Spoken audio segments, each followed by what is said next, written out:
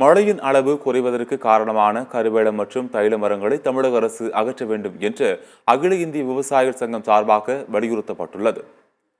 தமிழக அரசு கருவேல மரங்களை அகற்ற வேண்டும் மற்றும் தைல மரங்களை பயிரிடக்கூடாது என்று சென்னை உயர்நீதிமன்ற முதற்கொலை உத்தரவு பிறப்பித்தது. தமிழக அரசு மேல்முறையீடு செய்து இந்த உத்தரவுக்கு தடையாணை பெற்றுள்ளது. இந்த நிலையில் சுற்றுச்சூழல் ஆர்வலர்கள் மற்றும் விவசாய சங்கங்கள் சார்பில் ஒருங்கிணைப்பு குழு கூட்டம் புதுக்கோட்டையில் இன்று நடைபெற்றது. இதில் கருவேல மற்றும் தைல மரங்களை தமிழக அரசு அகற்றிட அழுத்தம் கொடுப்பது உள்ளிட்ட பல்வேறு கோரிக்கைகள் நிறைவேற்றப்பட்டன. இது தொடர்பாக இந்திய விவசாய சங்க மாநில செயலாளர் தனபதி செய்தியாளர்களை சந்தித்தார். அப்போது பேசிய அவர், புதுக்கோட்டை மாவட்டத்தில் 60,000 ஏக்கர் காடுகளுடைய பரப்பளவு இந்த மன்னர்களால் பாதுகாக்கப்பட்டு வந்திருக்கிறது.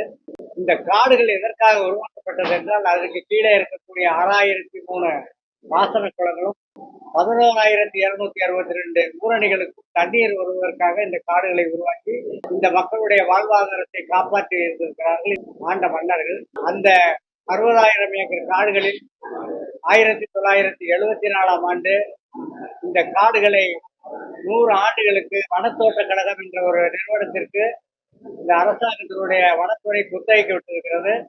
அந்த குத்தகைக்கு பெற்ற பின்னால அந்த காடுகளை எல்லாம் புதற்காடுகள், மரக்காடுகள், சோலைக்காடுகள் எல்லாம் அழிக்கப்பட்டு அந்த காடுகளில் முழுமையாக தைல மரங்கள் பயிரிடப்பட்டிருக்கிறது.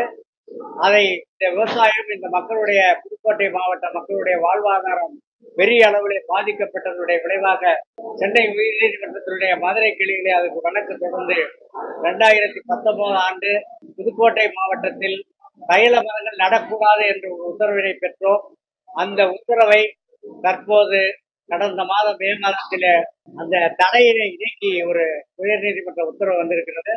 அந்த உத்தரவு எங்களுக்கு பாதகமான உத்தரவு. தைல மரங்களை நடக்கூடாது, மீண்டும் பழையபடியே இந்த காடுகளை காடுகளாக உருவாக்க வேண்டும், அதற்கு நடவடிக்கை எடுக்க வேண்டும் என்ற கோரிக்கையின் அடிப்படையில் இந்த கூட்டத்தை நடத்துகிறோம்.